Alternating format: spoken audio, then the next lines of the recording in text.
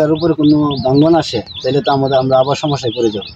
রাস্তা হওয়াতে অনেক উপকার হয়েছে। আগে অষ্টম থেকে বিছনাইলে অনেক পরিশ্রমে আনা লাগতো। এখন অষ্টম থেকে যেতে ইটনা যেতে দেড় ঘন্টা সময় লাগে। ইটনা থেকে অষ্টম যেতে আগে লাগতো একদিন।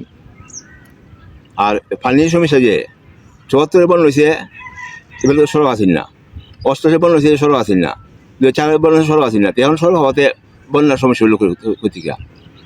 ওই রাস্তাটা যদি মনে করেন এই রাস্তা দেওয়ার আগে তো আমাদের বিভিন্নভাবে যাতায়াতের সমস্যা ছিল। ওই রাস্তাটা যখন হয়েছে তখন আমরা মনে করি ইটনা থেকে মিটার নষ্ট করে আমাদের যাতায়াতের অনেক সুবিধা হয়েছে। এই রাস্তাটা আমাদের বিভিন্নভাবে উপকার হয়েছে। এই রাস্তা হওয়াতে আমাদের অনেক ভালো হয়েছে, কিন্তু কোনো ক্ষতি হয় নাই। এখন যদি ওই রাস্তার উপরে কোনো ভাঙ্গন আসে তাহলে তো আমরা আবার সমস্যায় পড়ে যাব। আমাদের এটা হাওড় এলাকা, অনেক পানি হয়।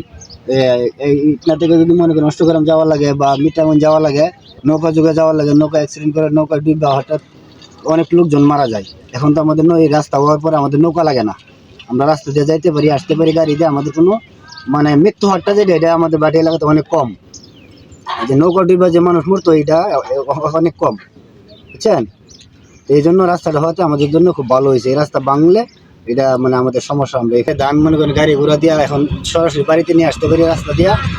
আগে তো ধান কাটলে নৌকা দিয়ে বাড়িতে নিয়ে পৌঁছাইতে হইতো, আমাদের ক্ষতিগ্রস্ত হইতো বেশি, মানে এই আর্থিক ক্ষতি খুব বেশি হইতো। এখন রাস্তা হওয়াতে আমাদের এই রাস্তায় ধান আমাদের বাড়িতে চলে যায়, আমাদের আর্থিক কোনো ক্ষতি হয় না। আমরা সর্বদিকেই আমাদের ভালো যাইতে পারি বা দৌড়তে পারি কত সহজে। আমরা অনেক জায়গা থেকে আমি আজকে আইসি সিলেট থেকে, আজকে আবার সিলেট গিয়ে পৌঁছে যাইব। তাহলে কেমন সহজ হয়ে গেছে রাস্তাটা, আমাদের লাগে সুবিধা নাই।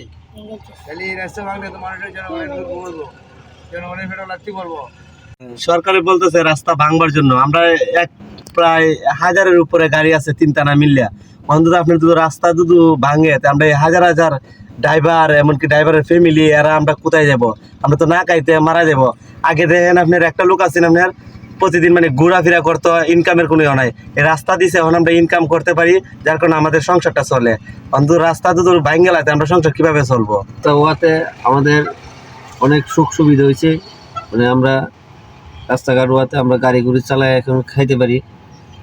এগুলা ভাঙেলাতে তো আর আমরা মনে করি অসুবিধা।